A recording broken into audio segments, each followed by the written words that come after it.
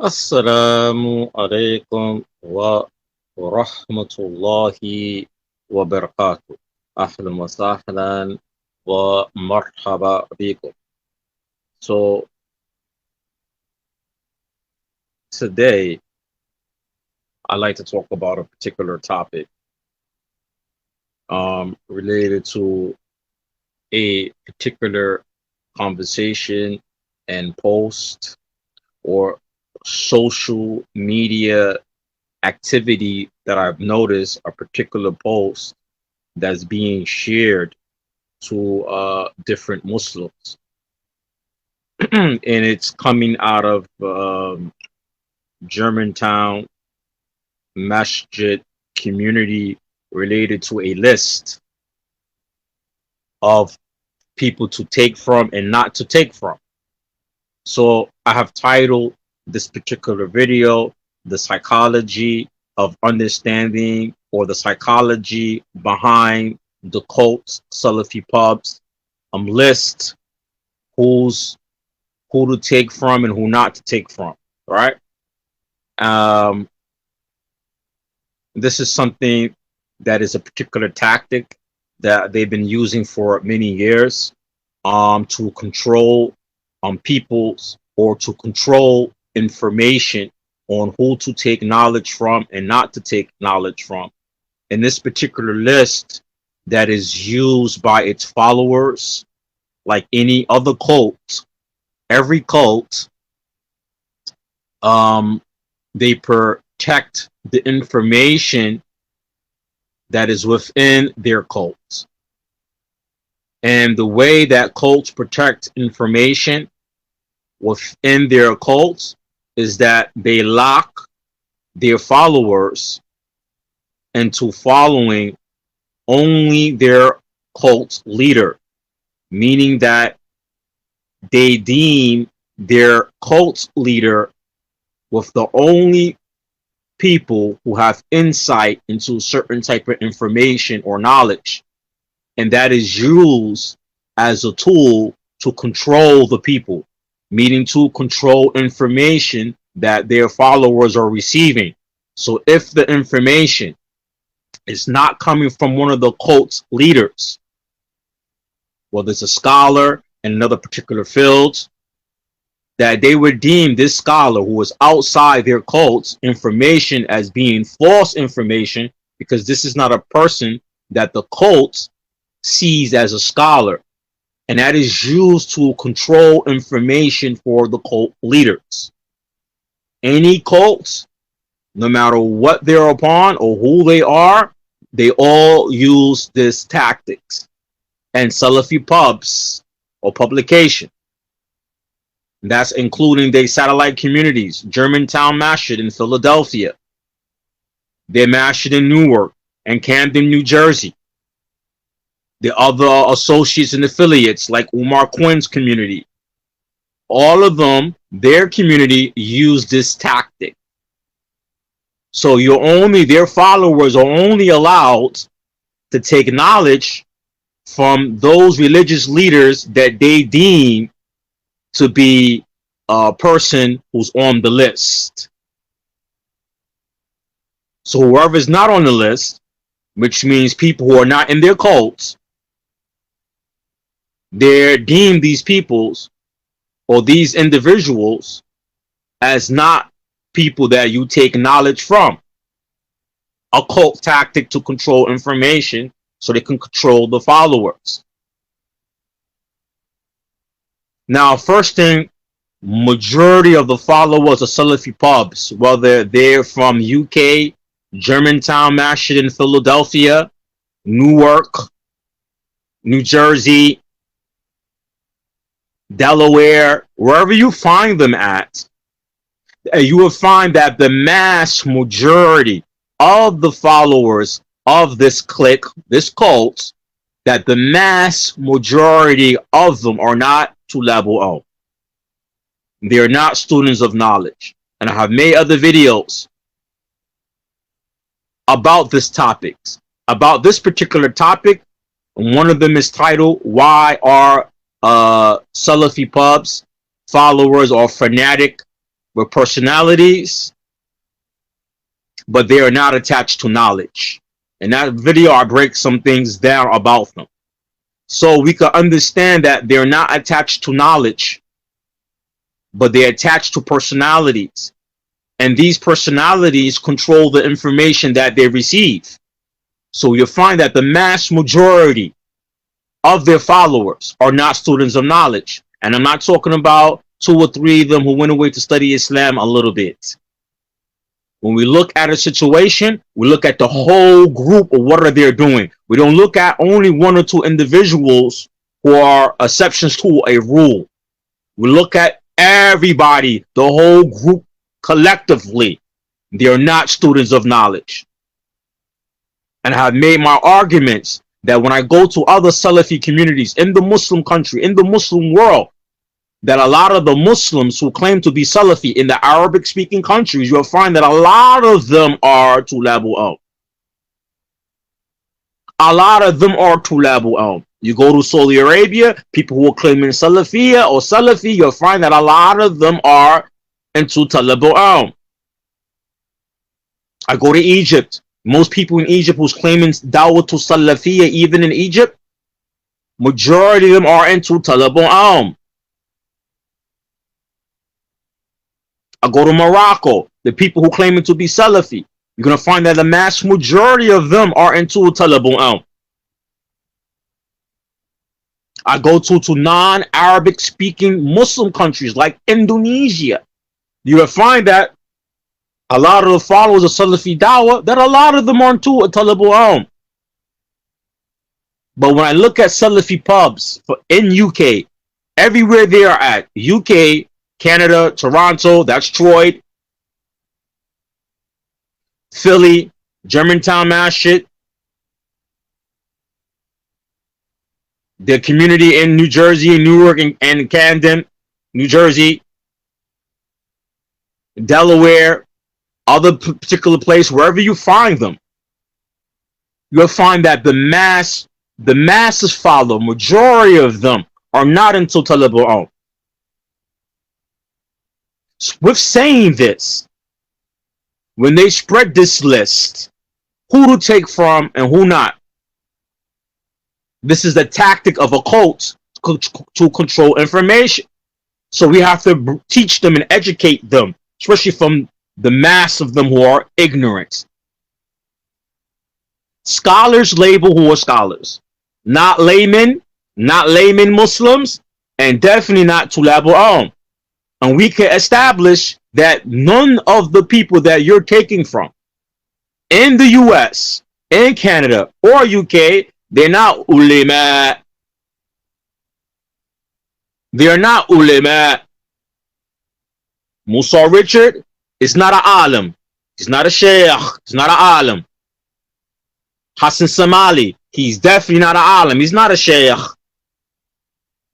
Abu Khadija, he's definitely not a Shaykh. According to the words of Shaykh Saleh Suhaimi, he's not a Shaykh. And other scholars, matter of fact, they say that Abu Khadija is Jahil, and he's the ringleader or the head of this particular cult. He's the leader. And we're right, he's no scholar in Islam. And just to be just, me as being just, at least I can say some of them, a few of them who went away to study Islam and have degrees, at least they are, I can say, at least Tulabu Al. So the alim labels who's the alim. The alim labels who is the alim. And one of their weakest argument, the weakest and most pathetic argument of theirs, that I hear from the layman Muslims from them who don't know Arabic language. Let me focus on that point. Don't know Arabic language. And due to the factor not knowing Arabic language for the mass majority of their followers. We're not talking about 2 or 3. When we look at a group, we look at the whole group collectively, not what 2 or 3 are doing. Maybe 2 or 3 of them went to learn Arabic, went to learn language, traveled, went to learn Deen. I'm talking about the mass majority. Just like, for example, when we look into the Quran, analogy here about alcohol, why it's prohibited, gambling, why it's prohibited. Maybe there's a few people who gamble and win. Maybe there's a few people who drink alcohol and can control themselves. But the mass majority of people who gamble, they have to deal with the effects of gambling. That's losing their wealth. The mass majority of the people who drink can't control themselves. And it's harmful for them and their community. And so on and so forth related to drugs. So when we look, we don't look at just the 2 or 3 in their community who learn Arabic. We look at the collective group. And I'm only using this analogy for them. Look at the collective of their group. The collective, the majority of their group as a collective, they do not know Arabic language. They do not know Quran. They do not study with scholars. They are from the lay person. But they have this list. And they spread this list. And is well known in Islam from Fiqh, from Usool Fiqh, that scholars say who are scholars, not the lay person. For example, Shaykh Saleh Al-Fawzan Hafidhullah. Somebody asks who are from the Kibar Ulama, and he named the scholars. Scholars tell who are scholars. So the lay person doesn't do this. So when we find Salafipubs, and we know that the mass majority of them are not tulabul, don't know Arabic language, didn't study Islam or Islamic Sciences, because Arabic language is part of Islamic Sciences, and the religion of Islam, which is Salafiyya, is taught in the Arabic language. They don't have this. They don't have this. So what are they doing or trying to obtain with this type of list? It's control people, control information. And who controls the information? Meaning, who do they go to in their cult for information?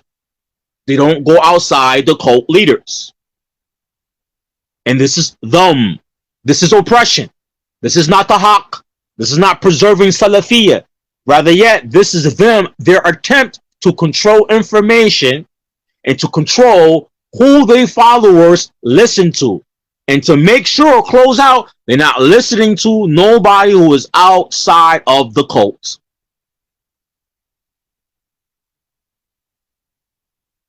And if you see on some of their lists, they were mentioned from the Kibala Ulima, like Sheikh Salih Fawzan, Sheikh Rabi al-Makhali, Sheikh Muhsin Abad. And they were exempt some scholars who have tazkiyah. Sheikh Salih Suhaimi, Sheikh Rihali, some other sheikh I see, they don't put them on the list because scholars who have criticized them, they make sure not to put them on the list. This is a cult. And a lot of the Muslims who are in this cult, they are al-mukhalid. If you're not an alim, you are the opposite of the alim. That is a mukhalid. You are a mukhalid. I don't care how much you put Salafi on your chest or put the big S. You are a mukhalid. You're not really Salafi. You are a mukhalid. You are a blind follower. And we understand in Islam that blind following, from some aspects of it, is not permissible. And in some aspects of it is permissible. And that's another whole talk on another topic. But some scholars say blind following is not permissible at all. Like Sheikh Muqbil Rahimullah. Some other scholars said, yes, blind following is permissible to a certain extent. And they put conditions to it. And those condition is that the person you're following is an alim. Is an alim. Rabbaniyun. Somebody who's learned, a alim, not a layman, not a student of knowledge, not a layman Muslim, and not no student of knowledge. A alim, a alim.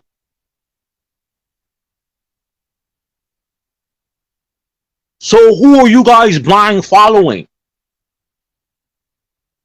And because you don't have the tools, the necessary tools, because you're not tulabul ilm. As I said, mass majority of them are not what? Tulabul ilm. Meaning you don't know Arabic language.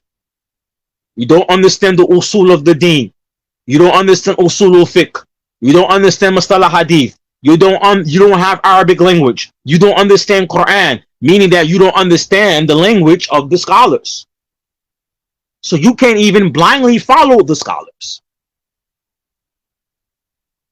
And you're relying on translators and your cult leaders in your cults to give you information.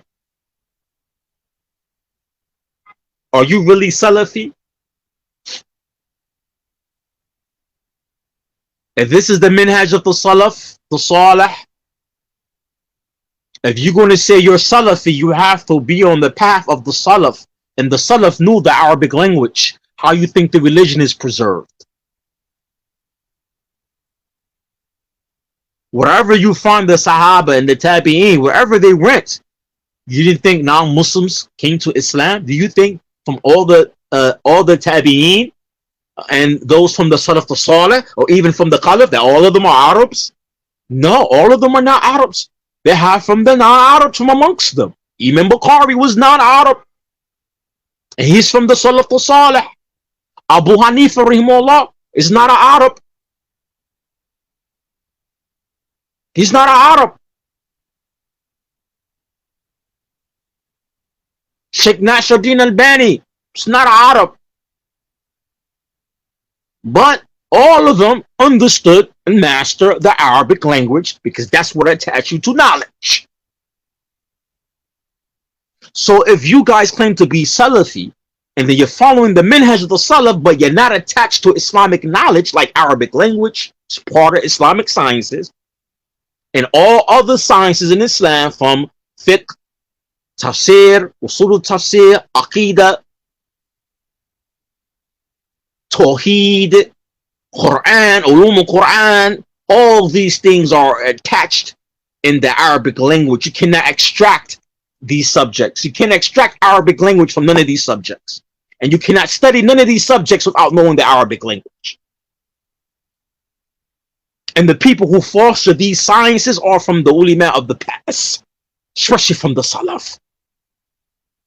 So you're not tulabul ilm, you're not attached to knowledge, but you're passing around this list. What is the benefit of the list? There is no benefit except for the cult to control information. Then one of these Mukhalid, one of these blind followers of SP, Salafipubs from Germantown, was talking about this list. Abdullah Herring, this clown, this guy is a clown. He admitted that he is not an alim. Neither is he a student of knowledge. And I looked at something interesting. He said he's not an alim, he's not a student of knowledge. So I said to him, why don't you go and travel to seek knowledge? He said he is limited. He's restricted. He can't go and travel to seek knowledge. I said, when you start studying Arabic language? He said, yeah, I studied from these names I have mentioned, Arabic, Madinah books. And I said to him, you will never master the Arabic language from the Madinah books. Medina Arabic course, those 3 books, you will never master Arabic language. Those 3 books, in Al-Ajrumiyya, you will never master Arabic language with those books. Because those books, in the first place, those books are an introduction to Arabic grammar. An introduction. Heard what I said? Introduction. And Arabic language is more than just grammar. You have ta'bir, qira, balaga, sarf. And those books don't even begin to mention everything about those particular other subjects. Then related to the religion of Islam and Islamic sciences, there's maybe over 100,000, some say maybe 100,000 vocabs just for Islamic sciences. And those books don't even really touch into none of those topics.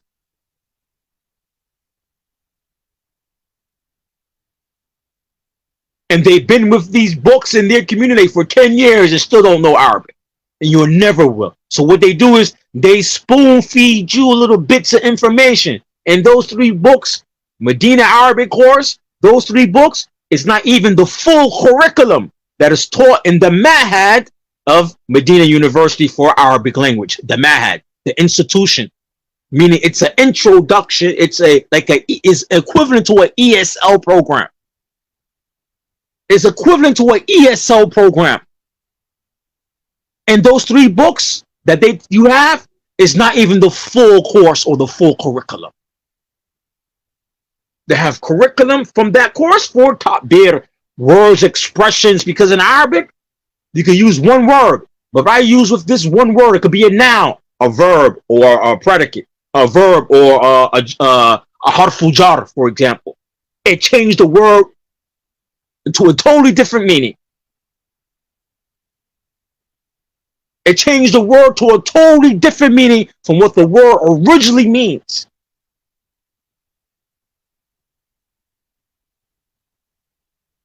You won't know that just from studying those 3 books.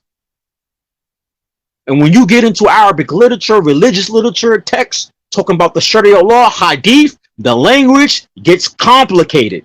And then outside of the religious studies, there is a way to use the Arabic language just for Islamic studies, and there's a different way to use Arabic for conversation and different other approaches talking about different topics. You have to be familiarized with all those things in Arabic literature. So you guys don't even begin to even study Arabic. You're not studying Arabic. You're not really studying Arabic language. And that's why your community for what, 10 years, 20 years, been studying these 3 books, and y'all still don't know Arabic language. And then those books is just an introduction into grammar.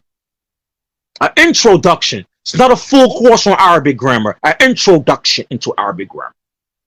And then they talk about, they finish off the course with Al-Ajrumi. Ajrumi is a muqaddam fi nahu.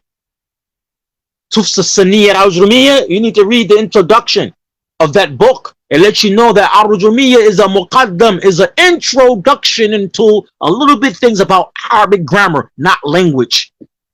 Because there's more than grammar to language. Morphology, sarf, pronunciation, reading, saying words, pictures of words. Then you have balaga. Balaga is something very hard. So whatever you learn, a person learns Arabic grammar. I'm talking about for a native Arabic speaker who goes to college, studies in his profession journalism, or studying his profession Arabic language, because journalists in Arabic has to be strong in Nahu. Lawyers in Arabic, same thing, have to study these things. Balaga, if they study grammar, when they go learn. Now, balaga and grammar is very hard and very thick subject. When you learn balaga, a lot of the rules you learn in grammar is thrown out the window for balaga. Balaga is another level. A whole nother level.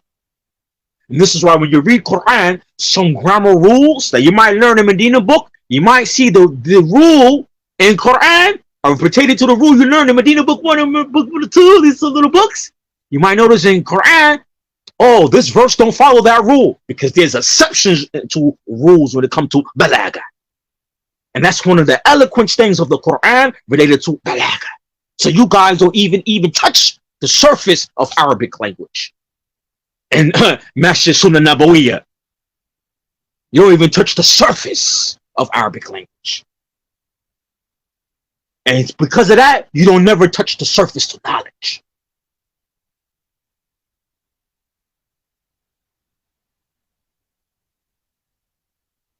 We even talk about hadith.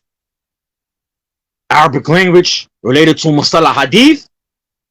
Man, if you can't even study Mustalah hadith if you don't master Arabic language. I don't care what anybody said. I don't care who translating books on the science of hadith. They playing with you. They're playing with you. When people translate little books on Mustalah hadith, they're playing with you. You cannot even enter the field of Mustalah hadith, the science of hadith, and not mastering the Arabic language. Even some of the terminology is highly connected to the Arabic language. And you can interpretate it, don't understand Arabic from the basics or from intermediate or advanced. You can even study the science of hadith. And you guys talking about you're refuting people. Rudu, jar wa ta'dil. You talk about jar wa ta'dil, you refuting people. Jar wa ta'dil is related to the Mustalah hadith. You can even touch those subjects and you don't know Arabic. And you guys are struggling with Madinah Book 1 and 2. You're struggling. Book 3. And yeah, I find some of you go through book 1, book 2, book 3, and you still don't know Arabic. You don't understand what the Shaykh is saying. They spoon feed you guys information. Don't give you, don't teach you. For all the years I've been with this group, many years, I'm not speaking from somebody outside looking in. I'm speaking from somebody who used to be with you guys. Be with you guys. I didn't learn Arabic language with these people. I personally didn't learn Arabic language with these people. I personally didn't learn Arabic language from the people from Germantown Masjid. Or even the personalities that were with them back in the days. I didn't learn Arabic language with them. Rarely met anybody from them who was with them for many years who mastered Arabic. I haven't met anybody. Even Abu Khadija himself got a lot of mistakes in Arabic. He himself haven't even mastered Arabic language. And you could tell that when he have a conversations with some of the mashaykh and they talking to him. The stuttering. Because he don't know how to join in the sentences. Yani kayfa yani yabda jamla sahiha. He doesn't even know how to make a sentence correctly in Arabic.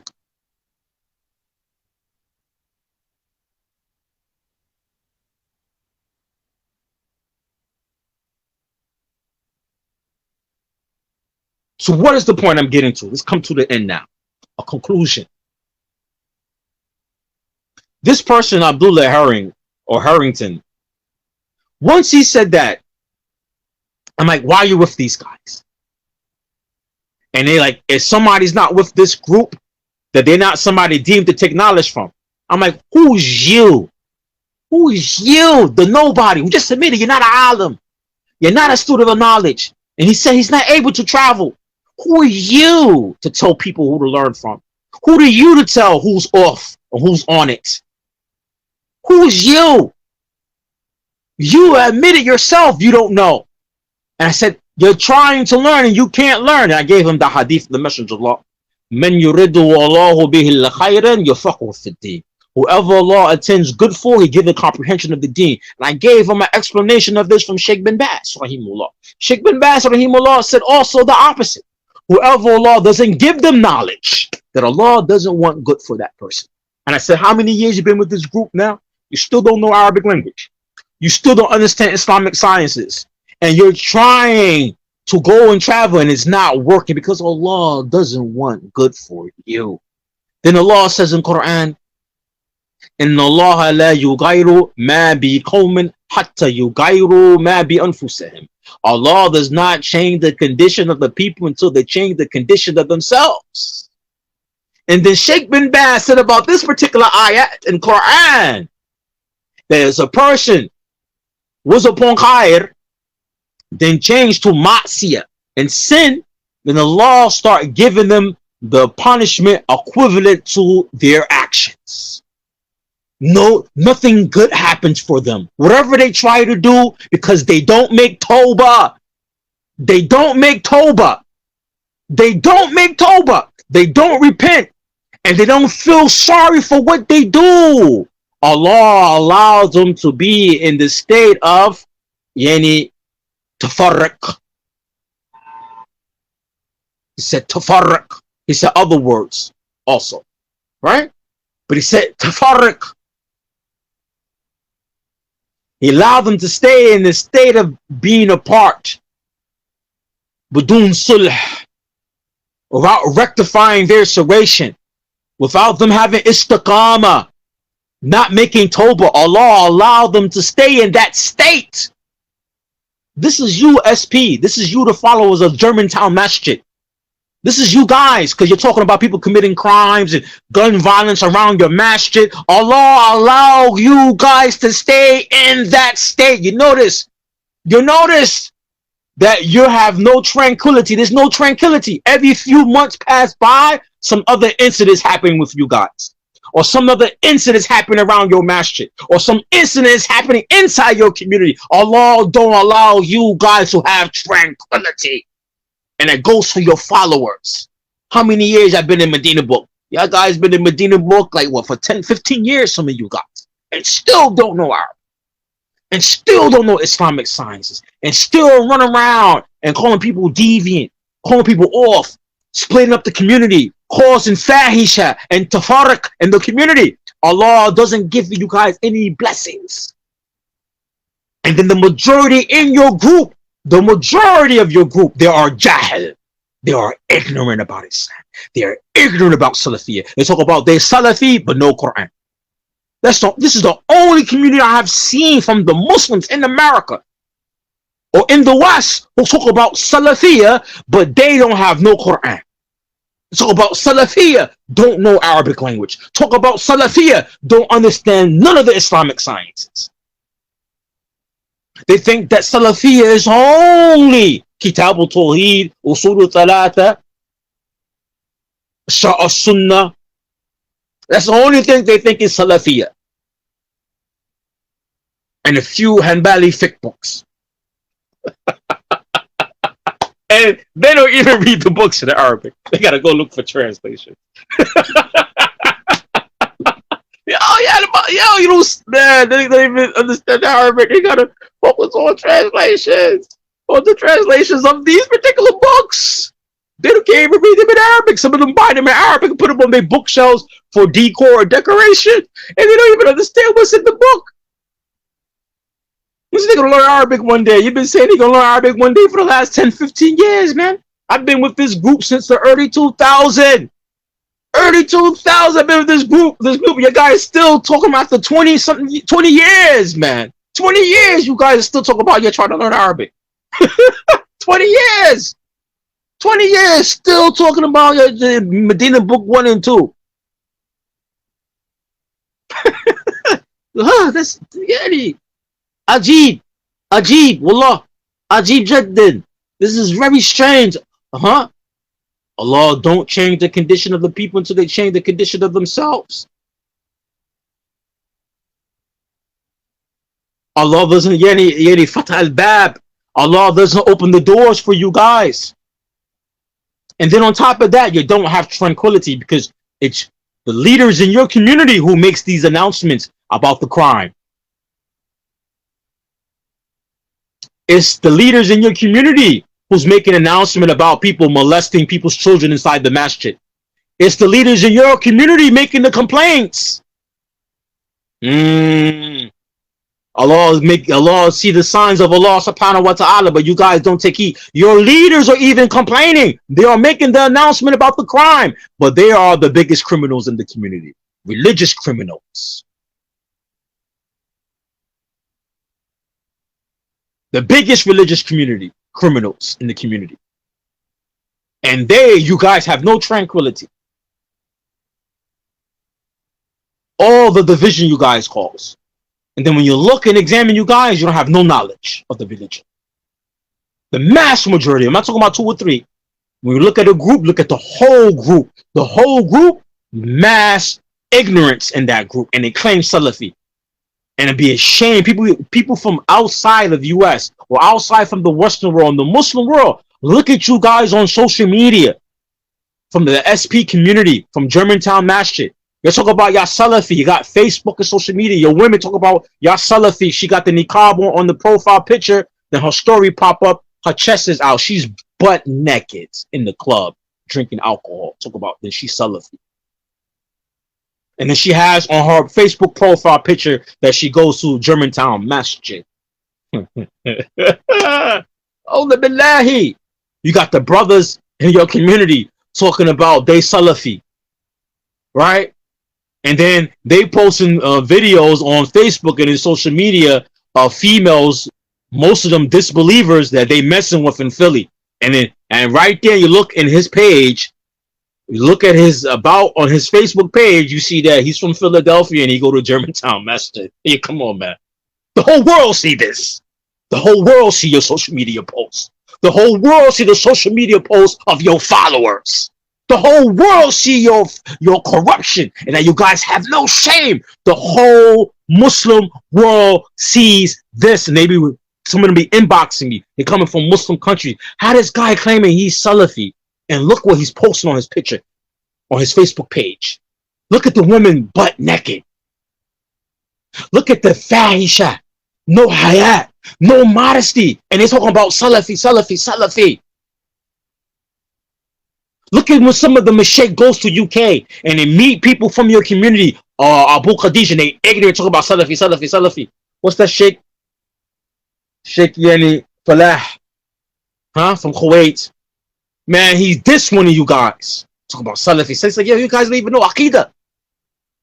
You don't even know the basic of Fiqh, of making wudu, of Tahara. You don't even know the basic foundation. Talking about Salafi, Salafi.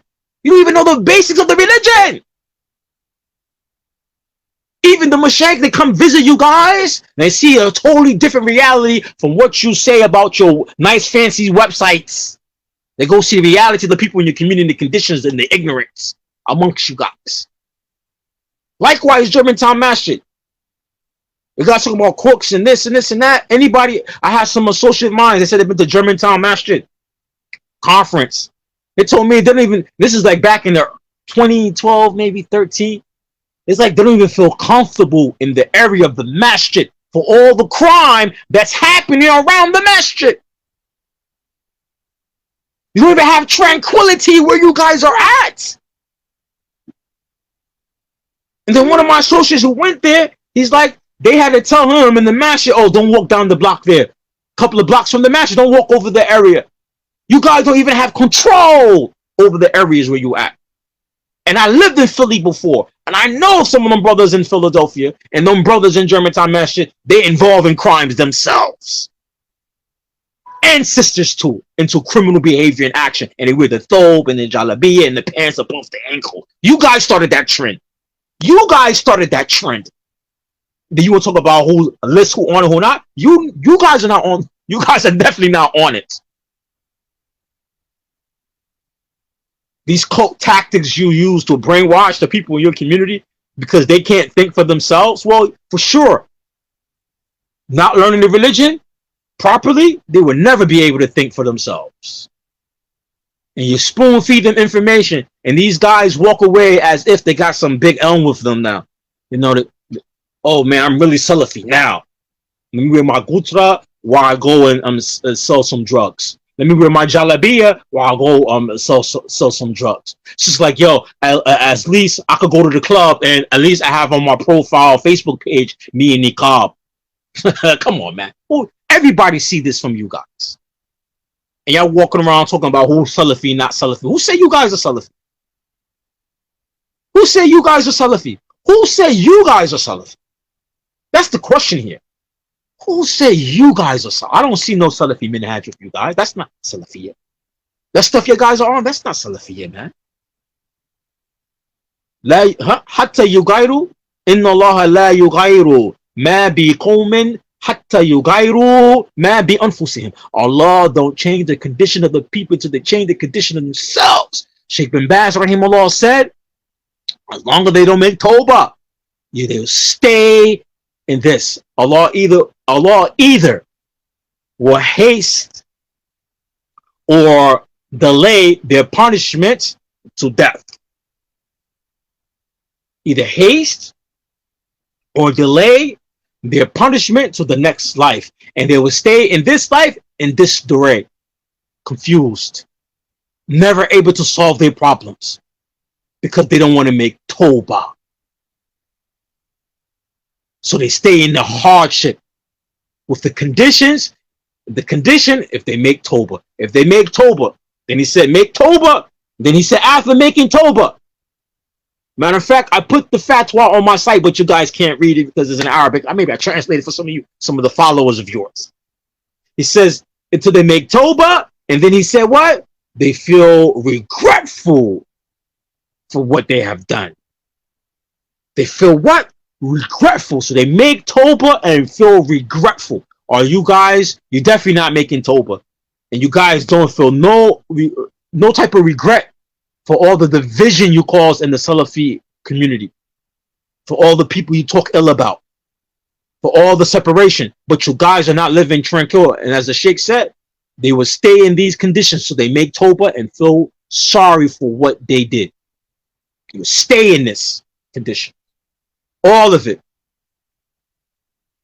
You'll stay in the conditions. Your followers as a whole will stay in the conditions. Marriage is not working. Everybody's getting divorced. Come on, how many lectures you gotta have each year? How to raise kids being a single mother. Look how big the dysfunction. You can't even keep the people's marriages because you're part of the problem. Every year you have to have a conference lecture on how to raise children being a single mother. You don't even have the solutions for people's problems because you're part of the problem. You'll stay in these conditions, man, until you guys make Toba and feel and your guys not, you're arrogant on top of that. You have the community with the high divorce. Sister been married 5, 6, 7 times. That's your guys' community. Now it's coming out by your mouths, your community, your mouths. It's coming out, oh, people are molesting children inside the masjid in your community. I got the receipts for that. See, when you guys post these letters to people in your community about that pedophile, what's his name? Musa Wendell. Musa Wendell been a hardcore, long-time supporter of SP. I remember this guy, Musa Ibn Wendell, from like early 2003 on Salafi Talk on your forum. And you know, because your guys are Hisbis, you didn't allow anybody to post on Salafi Talk. But he was one of the main person who used to always post on Salafi Talk. This guy molesting some sister's son inside the masjid. So not just pedophiles, but homosexual acts, homosexuality, and pedophiles in your community. And you guys gotta share those letters. You have to call police on him because he's molesting touching somebody's son, molesting some sister's son in the masjid. Single mothers, no man in the house syndrome. Allah don't give you guys no tranquility. Y'all posting this letter. You don't think people see this? You think people who are not part of your community don't see these posts on your public pages? Everybody see what's going on with you guys. And you're gonna stay in these conditions. You're gonna stay in these conditions because you guys are not special. See, you think you're special. You spoon feed information, and the information you spoon feed to your followers, the interpretation of it is corrupt. It might be coming from Quran, it might be coming from a book that is authentic, but your interpretations of it is corrupted. How you're implementing it is corrupted because it's not changing the condition of the peoples in your community. So then you have this fake pride, fake pride you start having. We the real Salafis and everybody else is off the minhaj. We are the real Salafis. And you have all the pedophiles in your community molesting children. So that means you have a pedophile who's molesting a boy, touching a boy is a pedophile. And he has homosexuality with him. And it's somebody who is well known in your community. Musa Ibn Wendell. Call police on him. Then you got Anwar Wright, right? Look how Allah exposed you guys. See, Allah exposed. See, people like you, Allah exposed your sins in the public, and it's coming from the leaders in your community. Look how Allah exposed you guys. Allah is exposing you through the leaders in your community. You got Anwar Wright, right? Who caused a lot of tafarruq. Talk about Shadi Muhammad. He talks about our brother Muhammad Munir, right? Like talking about him. But you, Anwar Wright, recorded the video, you in Applebee's with that racist white guy cursing you out, and you in the restaurant, and this white guy that is arguing with you, who's racist, arguing with you, right? He's drunk, and right there in your video, you can see you are at the part of the bar of Applebee's, and you as an imam who's a graduate from Madinah University should not be the one at bar restaurants. See how Allah exposed you guys? See how Allah exposed you, sis? So when you recording this because you think this is defending you from this racist, who is racist? That white guy was racist, right? Islamic phobia, racist. And you had your children with you, and you recorded to show what type of racism you're going through. But while you recorded it, you expose your sins. You expose your ignorance. You as an imam, the student of knowledge, at a bar restaurant where they're serving alcohol, and the white guy who's arguing with you, he is drunk. He is drunk. In the bar restaurant, drunk. Look how Allah exposed you guys. So you think you're just doing something good by exposing this racist, but you expose that you are ignorant yourself, because the imam and the student of knowledge who's the graduate of Madinah University shouldn't be at the bar restaurants. But what your followers do, try to make excuse for you. Oh, it's permissible. Nah. Let me go get your sheikh that y'all love, Sheikh Ubaidul Jabri, Rahimahullah, who says, no. The Muslim don't go to the bar restaurant. The Muslim don't go to the bar restaurant. Then the sheikh said, out of necessity, is nowhere else to eat. You know how many, you in Philadelphia, you know how many halal Muslim restaurants and stores, establishments they have in Philly? I lived in Philly. I'm from New York.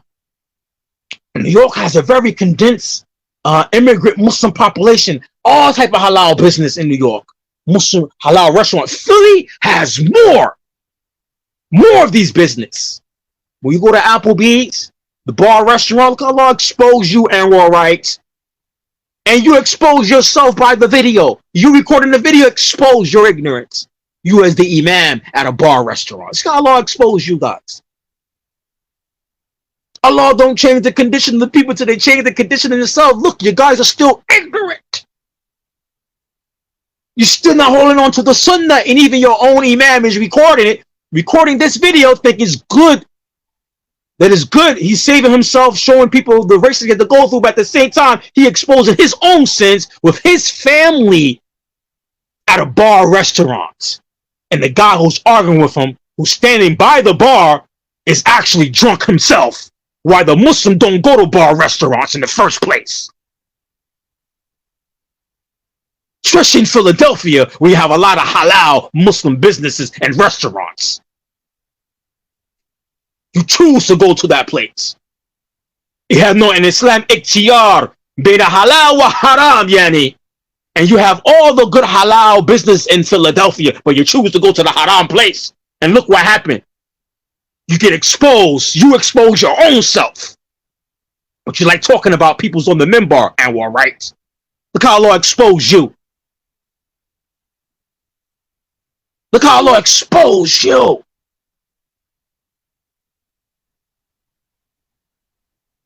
And then you got Hassan Somali. You another clown. You another clown, Hassan Somali. Look how Allah exposed you too. Look how Hassan Somali, Allah exposes you because you're the problem in Germantown Masjid. May Allah rid you from that place. Look how Allah exposed you, Hassan Somali. By your own hands, your own recording. Hassan Somali has on his Twitter somewhere of this racist white guy. While Hassan Somali's in the car, this racist white guy come up to him and say, hey, you don't belong in our country. Get something like that. Get out of our country. And Hassan Somali's like laughing it off, all this racist guy. Hassan Somali, that video exposed you too, man. And I'm going to show you how Allah exposed you criminals. You are a criminal yourself, Hassan Somali. Right? Somebody said to me, maybe that's his handler. I said, Hada su'udan. That's suspicious, not that's bad suspicion. Can't say that. And got no proof for that. But when I seen it, then seeing other videos that Hassan Somali or those around him recorded, so the video of the white guy saying some racist things to you, Hassan Somali, right? And you're kind of sweeping black social issues under the rug because you're part of the problems. Then there's another video come out where you are actually there witnessing somebody being shot, yourself with that person's blood all over your body. Oh, subhanAllah, the blood of the people on you. Oh man, I'm gonna break this down. Allah expose you, Hassan. You don't have the solutions for black American Muslims or black people, Hassan Somali. That understanding of Salafiyah coming from UK, from Abu Qadir Espubs, need to take that garbage, that Hizbiyah, back to the UK. See how Allah expose you? The blood of the people is on your hands. So when the second video come out, so that means when the white guy in the video said that racist things to you, you have experienced racism in America. So you know how it feels to be a black man, even though you could pass for whites. You know how it feels to be a black man in America, and you're not part of the solution. And you brought that understanding of Salafiyah from SP, which is not Salafiyah, it's a cult, it is Hizbiyah. You brought it to Germantown due to them not having leadership, proper leadership, due to the mass majority, keywords here, brothers, mass majority of the followers are ignorant, even though there's knowledgeable brothers in Philadelphia, but the mass majority are ignorant. You brought that understanding that caused tafarruq in Philadelphia, in Germantown Masjid, and you didn't solve their problems. You're part of the problems. You're not addressing black social issues. And you're not there for that.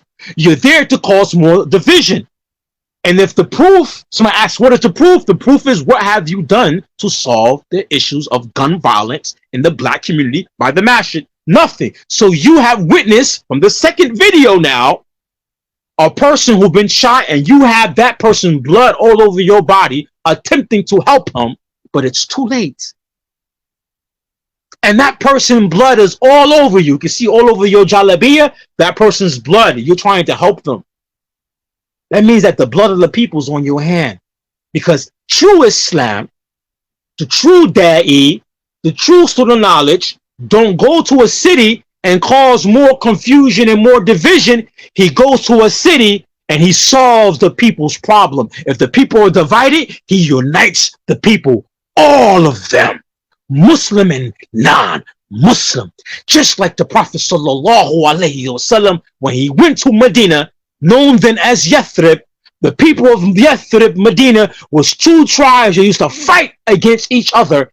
And when they embraced Islam from the Prophet and took the bayat from the Prophet, and the Prophet moved to Medina, there was no longer bloodshed between the people of Yathrib of Medina. So you went to Germantown Masjid, you haven't brought the people together, you're still with the tafarruq and the division and separating people from other Salafi du'ats. That's why you got those lists, who to take from and not to take from. And that's why you allow those lists to circulate in your communities. Even if you're not the one making it, one of your hardcore followers is making the list. You're part of the division, you're part of the problem, you don't have the answers, and you're witnessing the results of you're not bringing the solutions. Now you see the violence have come to the masjid's doorsteps. And that's not literally to your doorsteps, because I have a lot of ignorant brothers in Philly who don't know figures of speech, what this stuff means. Literally, yeah, the violence at your door, and you guys don't have the solution. And witnessing you with that person who is non-Muslim, Allahu A'lam, unfortunately, a lot of the Muslims in Philly involved in crime, and that blood on your jalabiyah is showing that the blood of the people is on you, because you're part of the problems in Philadelphia. See, you guys don't take the signs from Allah. You guys don't take heed, man. You guys don't take heed. You're the same brother, Hassan Somali, got issues with Shaykh Tahir White. I don't see Shaykh Tahir White with blood on his jalabiyah. Come on, we're going to be blunt now. I don't see Shaykh Tahir White with blood on him. The blood of the people is not on Shaykh Tahir. The blood of the people, Hassan Somali, is on your thobe. You don't get the signs, man. You're not there bringing solutions. You're part of the problem. That's why that guy's blood was on you. And you went to try to aid him. You couldn't help him. How you, Hassan Somali, who caused division, was going to help that guy who was shot? How is you going to help him? I'm talking on the spiritual realm right now. How is you going to help him? I'm speaking on the moral realms right now. You wasn't able to help him to save his life. And that's why his blood was all over your body. The blood of the people is on your hand. I don't see videos like that with some other Salafi du'ats in Philadelphia. Muslim Imam Family Center. I don't see them brothers, the blood of the people on their thobe and jalabiya. Rather yet, I see in their community in Philadelphia, they have a free clinic for everybody in the community. I don't see the blood of the people literally on them brothers. I don't see the blood of the people on Muhammad Munir. And he's from Philly. I don't see the blood of the people on him. Look how Allah expose you, guys. Hassan Somali, Allah exposing you guys. And then somebody's recording their interaction when the guy is shot and the blood. It's for everybody to see. Allah exposing you guys. You don't have the answers for the people. Rather yet, you're part of the problem. That's why that man's blood was on you. There's no video with Shadi Muhammad like this. There's no video like this with Shaykh Tahir in the video and somebody's being shot around him and the blood is on him. Only you, Hassan Somali, there's a video like that from. And you don't have the answers. Whenever you guys try to do in Philadelphia, in Germantown Masjid, whatever you guys try to do to solve the problem is going to make things worse. It's not going to solve the problems, because what did I say? Inna Allah la yugayru ma bi qawmin hatta yugayru ma bi anfusihim. Allah don't change the condition of people until they change the condition of themselves. Allah's not going to change your condition, the condition of the brothers in Germantown Masjid, until you make tawbah. And you feel regretful for what you did. This is not my statement. This is the statement of Shaykh bin Baz, rahimahullah. The tafsir of this ayat from Shaykh bin Baz, rahimahullah. So Allah will allow you to stay in what? The tafarruq and confusion and in problems. Allah will allow you to stay in this. In severe harshness and fitna. And you notice always a new incident around Germantown Masjid.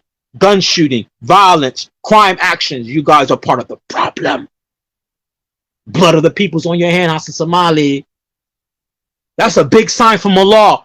And you guys, your own people, are the ones doing the recording on top of that. Your own peoples or yourselves are doing the recording. Just like Anwar Wright, with him in that bar restaurant with that drunk guy. He thought he was saving himself doing, showing this racist guy. But the real question is, why are you, Anwar Wright, in a bar restaurant? Well, actually, Hujja is proofs against you, because the guy who was wrong in the video, he was drunk, and he called you out like a coward too. Said, let's take it outside, put the camera down. Says, take it outside, put the camera down. You don't even want to go outside and fight. Cowards. But you're always fighting Muslims. You're always using the minbar to fight other Salafis. You use the minbar to attack Anwar Wright. You use the minbar to attack Muhammad Munir, Anwar. You use the minbar to attack Shaykh Tahir and the other Salafi du'at. The brothers at Muslim Imam Family Center. Come on. Allah exposing you guys. Y'all criminals. Wallahi, you guys are criminals. And Allah exposing you. And Allah's using your own hands and your own situations by your own hands to what? Reveal to the people how corrupt you guys are and how you guys don't have the solutions, or you are part of the problem. In this video now. And for the mass people who follow this clique, This cult, somebody said, why you hate them so much? I'm like, hate is a harsh word. One of them said this to me, one of them followers. He said, you hate these guys. No, I see the harm of you guys. You guys cause division. You attack people. The Muslim blood, honor is sacred. You guys transgress the limits. You guys transgress the hudud Allah. You transgress the limits that Allah made for us. You transgress them. You attack the Muslims' honor, blood, the things that is sacred. You attack them. And look how Allah is doing to your community. Everyone needs to look at Germantown Masjid and use it for example. What happened when you don't obey Allah? I don't care how much you label Salafi, Salafi, Salafi, Salafi. Labels, words don't mean nothing if you're not acting according to the label. And look at the division you guys have caused. How many years Germantown Masjid been there? What have you accomplished? How many Tulab al have you guys created? How many Hafiz al-Quran has you guys created? How many Islamic universities, not schools, universities has you created? You guys claim and boast that the Shaykh from back in the days, you've been saying this, claim from back in the days, early 2000, that the Shaykh and Saudi know about Germantown Masjid and all of this. How that connection has taken you guys out of your problems. That boast about the Shaykh and Saudi know about your masjid, I don't see that connection that you claim is taking you out your problems or solving your problems right now that are currently in your masjid. Is because of your beliefs and practice. It's a reason why you're in the situation that you are in. And I said to Hassan Somali from that video that one of your peoples recorded, the blood of that man on your jalabiyah is symbolic for the blood of the people on you, because you're part of the problems. Wherever the believers go, like the Prophet sallallahu alaihi wasallam, when we went to Medina, what? The people of Medina from Yathrib were two tribes and used to fight each other. When the Prophet came there, went there, solved their problems. If you claim you are a student of knowledge and have some knowledge, then I'm going to give you the next example of the man who killed 99 people who was looking for Tawbah. You claim you somebody got right? Your people say that Hassan Somali, they call you Shaykh Hassan Somali, Shaykh Umar Quinn, Shaykh Anwar Wright, Shaykh. Huh? If you claim to have this and you're Shaykh, the man who killed 99 people is in this narration. When he's looking for Tawbah, he went to a monk who was ignoramus and asked him, is there Tawbah for me? He did such and such things. And this monk, who was an abid, a worshipper, not an alim, said no. So he killed him, making it 100. And he was looking for somebody who can answer his question. And he found there was a knowledgeable person. And there's probably two different narrations about this hadith. And he went to this he went to this person and asked him, what's their Tawbah? And he said, yes, you have to leave from such wicked lands and go into such and such place. And on his way there, he died. And then the angels came, one of them to give him the punishment, one of them for mercy. About did he find his place? There's different narrations. One narration said that his chest moved closer to the place, or by handspan or a span, or by a movement of his chest. And another narration said the land got closer to him and the angels of mercy took his soul, right? Because he was going close to the place. One of the benefits, there's many benefits to this hadith, but one of the benefits of this hadith, that's when this person who killed 100 people, right, was looking for solutions for his problem, when he went to the ignoramus, it made his problem worse. And then when he went to the knowledgeable person at home, he relieved him of his problem, had a solution for his problem. So you must leave from such and such place and go in this place, and you will find your Tawbah, your repentance. Have you brought this to Germantown Masjid, Hassan Somali? Have you brought this to their community, Anwar Wright? Were you from Philly? Have y'all guys brought this type of tranquility, and you're still making videos and have Germantown still making posts about crime and criminal elements in your community? You still have the crime and the criminal elements. And let's be real. The elephant in the room is that people in your community are involved in the crime and the criminal behavior. And you're the ringleaders. You are the ringleaders. You are the spiritual ringleaders. This is why things are not getting better in Germantown community. Masjid is getting worse because you are the leaders of the criminality. You are the spiritual leaders of the criminality because you cause tafarruq in the community with the other Salafi community. You guys don't take wisdom. See, the man who killed 99 people, when he went and found the person who was the alim, had the elm, he relieved them of this problem. You guys are not relieving. You don't have none of the solutions. And if you want to bring or try to bring a solution, it is not working. Something else come along. So other criminal element happens. Another criminal element happens. And I even begin to mention about this other guy, man. Abdul Wali Nelson. You guys are criminals. Criminals. You help them get away from the police, evade police. And this is one of your imams who's a graduate from Medina. Allegedly the crimes that he done to his stepdaughter. And you help him get away. That's why in our other community, when Musa ibn Windel touched this sister's son, pedophile, homosexual, they called the police and put the notice. The reason why this master is part of your community, satellite community, put the notice that they call police because people were unhappy that Hassan Somali and Anwar Wright help Abdul Wali Nelson invade the police by giving the heads up. Germantown Masjid is part of this.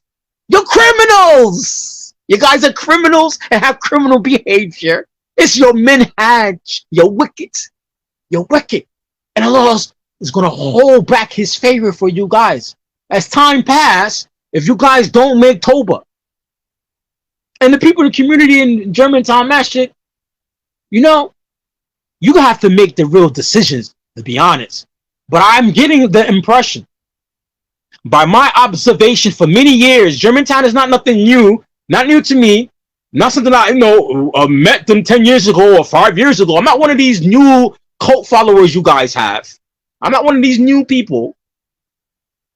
You know, I've been around for a while. Many Muslims know about Germantown. So I'm going to be blunt. Is either or you guys step it up with some elm, get rid of these peoples, make some Tawbah, make some changes, some sulh. You have a lot of sulh to do in your community. You hear me? You have a lot of sulh. You have a lot of sulh to do. First, start with the other Salafi du'at who are graduates that Anwar Wright and Hassan Somali have severed ties from. You go make some sulh. You go fix these problems. You make Tawbah. You go make some sulh. Because the problems in Philadelphia, if you don't see how the politics in America is moving, a lot of problems going to get worse in America. And don't be like the regretful people who wait for when the problem is severe, out of hand, out of control, then try to reconcile when it's too late. The disease have overtook the host. Don't wait for some calamity to happen, then try to make sulh. The Muslim wants to prevent the calamity before it happens. You guys has a lot of work to do. You have a lot of Tawbah to do. You have a lot of sulh to do. You have a lot of these things to do. Then maybe some of the violence and the crime and the things happen in the community, maybe Allah will take away some of these things. But as long as you guys don't want to make sulh, and you're still continuing making more division, you're going to have more problems for more problems, then this is going to happen. And Allah knows best. Until that problem manifests itself, until somebody in your community dies. Somebody's. And you already see, I already seen in Philadelphia, the Muslim funeral on the Muslim graveyard. I seen in Philadelphia, the Muslim graveyard, where it's full of fresh graves because the Muslim killing Muslims in Philadelphia. See, you guys don't know how severe your problem is. And if you guys don't reconcile and make sulh with other du'at, like Shaykh Tahir, like the brothers at Muslim Imam Family Center, don't start making sulh with them other graduates from Madinah University, those who got ilm, those who got insight, those who got knowledge, those who are able to make change. If you don't make the sulh, you're going to find what's going to happen. Things are going to get worse. And then you're going to start seeing these other Salafis who you are talking bad about, that their communities start having prosperity and tranquility. And then your masjid become a place, Germantown Masjid, becomes a place where it's not safe even for its own followers. Then your followers, being scared, not liking the situation, is going to force to go to them other brothers that you don't like.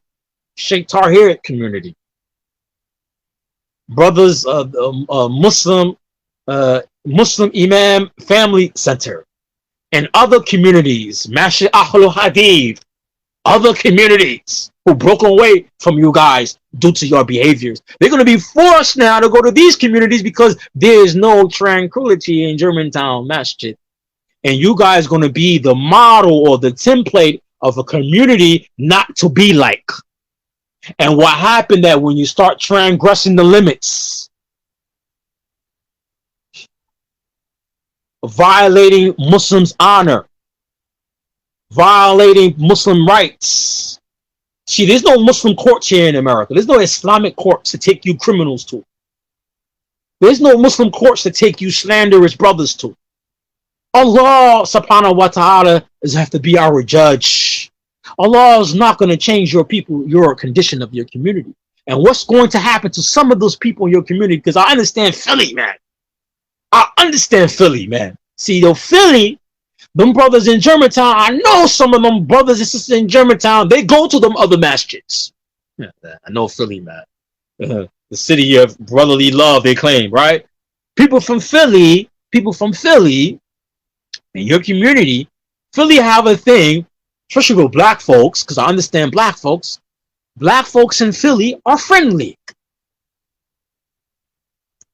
And they support each other. Even though what's going on in your community, some of them might feel now, hey man, I feel a little bit more safer when I go to the other masjid. I don't gotta worry about getting shot. I don't gotta worry about crime. I don't gotta worry about this. I don't gotta worry about that. Or they have an event there, and people are gonna start noticing. Wow, they're learning this. Oh, they're learning that there too. MashaAllah. Oh, this is going on, or that's going on. MashaAllah. Then some of the people already in your community, behind closed doors, might be already dealing with those other brothers in other communities and don't like what's going on in Germantown Masjid and just don't want to voice their opinion because they don't want to be outcasted. That's how you get cult followers.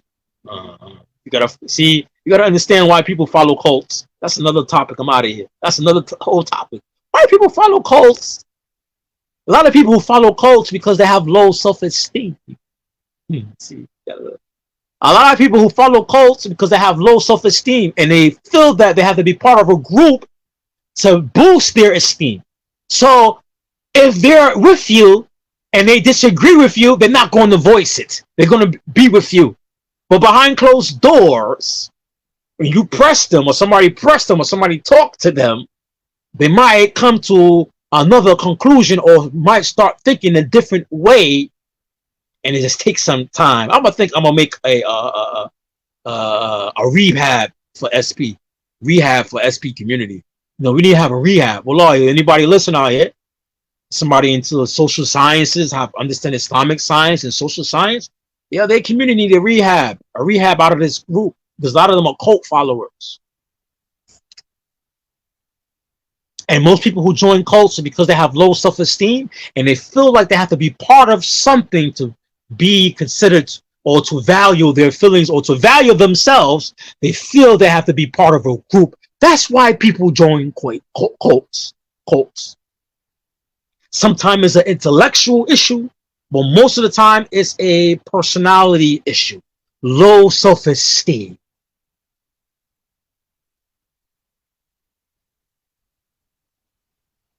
And they feel like they have a home. Same type of reason why people join gangs in some cases.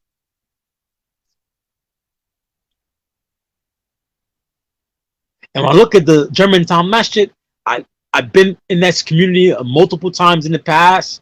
I meet a lot of people from Germantown Masjid to this day. A lot of them is ignorant about religion. Some of them hold the same feelings I have. Notice the same things I say. It's just low self-esteem. They're not going to voice that opinion in that particular community because they don't want to be outcasted. That's going to hurt their mental health status. And I personally don't advise them to do that if they feel that their mental health is going to be attacked. Because when you're in a cult like this community, your mental health is going through some stuff, and to survive that, some people might be in here. It's like, I'm with Muslims, alhamdulillah. Some people who's really down with the group, which I see a lot of them on social media, and when I have discussions with them, the first obvious thing I notice with them is that they ignorant about the Deen. They talk about Salafi all day, no Quran, no Arabic. Whatever that cult feeds them. And I look deeper into them, there's some mental health issue going on. There's a personality disorder going on. There's a criminal element going on. There's a dysfunctional element going on. And that is not just restricted to the Germantown Masjid. That even falls in place to the other satellite communities, whether it's in UK with Abu Khadija, whether it's the brothers in Newark or Camden, New Jersey, or anywhere else where they have a masjid. No one ever talks about, when they talk about that masjid, that satellite community where Musa ibn Windle molested that boy, that child, that male child, did he get any mental health counseling?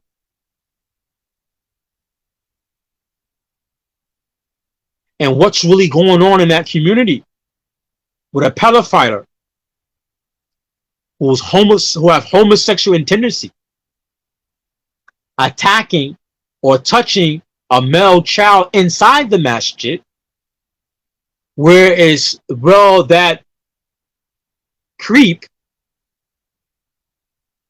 knows that child has no father, and that makes him an easy target, because if he touch him and there's no father, no one's going to put hands on him. And if the child has a father, he won't touch him because most likely the father going to put hands on him, like kill him. So even looking in that scenario, I have to ask the question is, how big is the dysfunction in that masjid also? That means that masjid has a huge dysfunction. And this is my educated guess. What's going to happen to your communities in the long time, long down the line, what's going to happen in your community is that people are going to start leaving these communities because all type of dysfunctional elements are attracted to that masjid.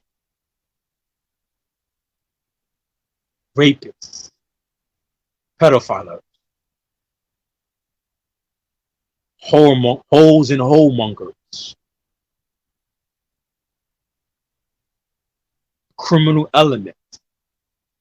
All that's going to be attached to those communities. You might even find that they split some of their masjids, these satellite communities. You might find in the future, it's one of my prediction, they might even split up. Not because of the minhaj issue, their deviant minhaj issue, but just to keep the criminal element out of their masjids. That's probably in some suburb area in New Jersey somewhere. That the people are have a little bit more class, and those criminal elements like in Germantown Masjid and them other communities are having these issues to make sure to keep those hardcore SP followers out of their community doing those crimes. Matter of fact, that might be happening right now behind closed doors. It's just no one's really talking about it, especially in their community, from their leaders in the public, maybe behind closed doors. Some of their communities might be already talking about that. And this is my educated guess, because that type of dysfunction, I don't never need to go to Germantown Masjid. I have my friends that ask me at conference, Germantown, what are you going to go there for? I tell my friends that. What are you going to go there for? For what? Somebody touch your wife or touch your kids? Why are you going to go there for? I tell my friends that. I tell my friends, and they say, oh, social, my friends. I tell my friends that all the time. Oh, is this in Germantown? I'm like, what are you going there for? What are you going there for? Matter of fact, even my friends, I even get on them. I'm like, you study Arabic. You understand Arabic language. You going to sit there for 8 hours to hear translations? You got a good job. Why don't you just go make Umrah? Go make Umrah and stay in Saudi for about 4 or 5 months. Go get one of the business visas and sit in the durus of the Mashaykh. Oh, my friends, my associates, I tell them the real deal. My real close friends, I tell them, leave Salafipubs alone. Germantown alone. Go learn Arabic language and attach yourself to scholars. All my friends I personally know, I tell them all the time, what? Learn Arabic language and go learn from scholars. Learn Arabic language and go visit the Muslim countries. Learn Arabic language and go learn from scholars. That's keep on saying Arabic language scholars, Arabic language scholars, Arabic language scholars. I don't need no translator for me. I don't need SP for anything. I don't need Germantown Masjid for anything.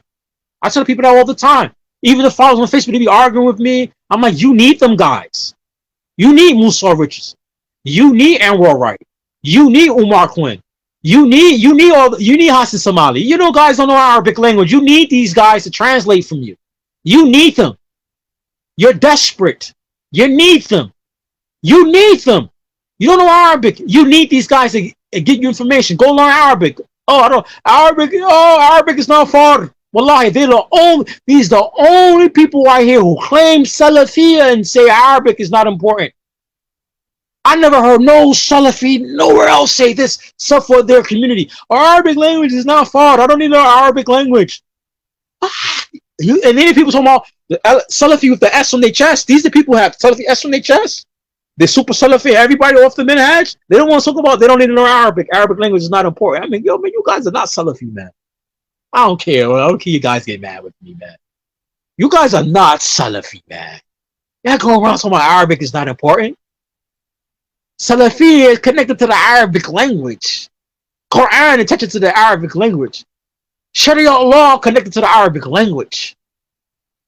Your risk. I could get tight. Your risk attached to this Arabic language. Oh, subhanAllah, that's a deep one.